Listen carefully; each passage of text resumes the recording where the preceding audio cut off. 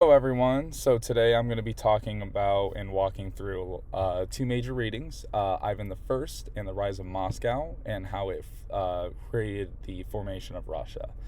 So I'll be explaining how Moscow really grew into the political power under Ivan the First, and then how Ivan the Third actually pushed that growth even further and helped lay the foundation for the Russian state. So I'll be covering a lot of the required questions along the way.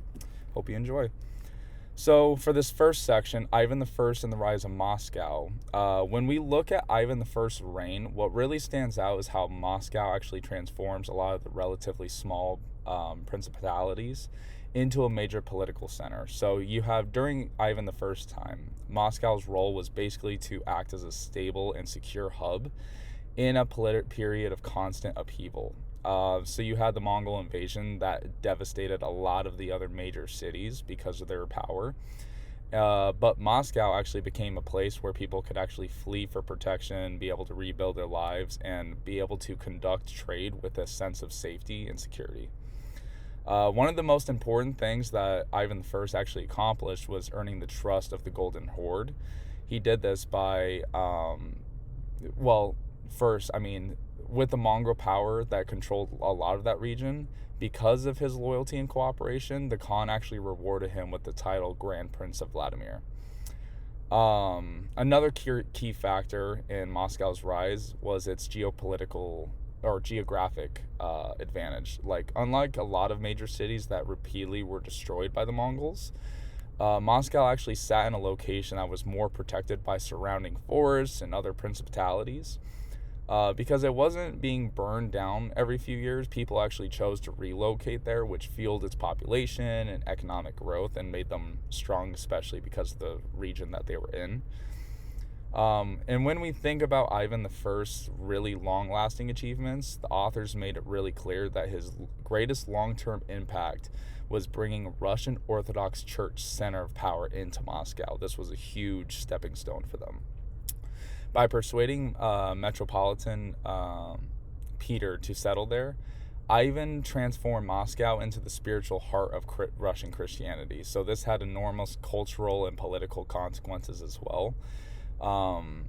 Because once the church actually established itself in Moscow, the city's importance became permanent and pretty much self-reinforcing. There was a lot of stability in this area. Even after Ivan's reign, Moscow really continued to grow because both of religious and political authority were completely rooted there. Getting into the formation of Russia, now moving forward more than almost a century, 100 years, we get Ivan III. He was one of the most influential rulers in Russian history, and his reign pretty much marks a huge turning point for the country itself, the empire. So according to authors, one of Ivan III's greatest contributions was actually ending the Mongol dominance over Russian lands, and for over 200 years, the Rus' princes had been paying tribute to the Golden Horde, but then Ivan III refused to continue these payments, and by the year 1480, Mongol authority effectively collapsed. Russian lands were no longer controlled by foreign invaders, which allowed Moscow to even grow even more in power and influence and political standing. And the second part of the reading really focuses on the two major shifts during Ivan's reign. One of being Ivan III began what historians would call the gathering of Russian lands. Basically, what this means is he absorbed independent principalities, and most famously was Novgorod, which had been a major political and economic rival. By bringing these territories under Moscow's authority, he was able to lay down the foundation for a really unified Russian state. This centralization of power was something that no previous ruler was able to do at the scale that he was able to do it at. The second shift that you could look at was Ivan III was also transformed the role of the ruler himself. So what that means is he adopted titles and symbols associated with the Byzantine empires, most notably presenting himself as the Tsar and autocrat. This wasn't just a ceremonial thing, he actually backed this up through law. His legal code was called the Moscovite Subrnik of 1497. This really helped a lot. This helped reduce the independence of boyars, which were powerful nobles in that region, and he was able to tighten a lot of the centralized control to himself. With this legal shift, this helped a lot of their ability to become strong. It centralized the monarchy himself and made Russia famous for this.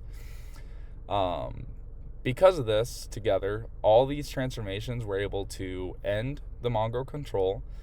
It helped unify all Russian lands together, and then it also asserted autocratic authority as well. So it really marked Ivan III as a crucial role in the forming of that Russian state. So if I had to, going to the conclusion, if I had to summarize it, I would say Ivan I built the Moscow's foundation by stabilizing the region, was able to gain that grand princely title for himself, and then benefited a lot from Moscow's protected geography from the Mongols, and brought about the church state as well. But then you had Ivan III that expanded upon that foundation by defeating the Mongol influence, unifying the surrounding territories, and eventually reshaped the rule of a ruler into a strong autocratic one. With all of these combined, you had what we have today as Russia, and how strong they are and how independent they are. And they are a world power today because of these foundations. Thank you.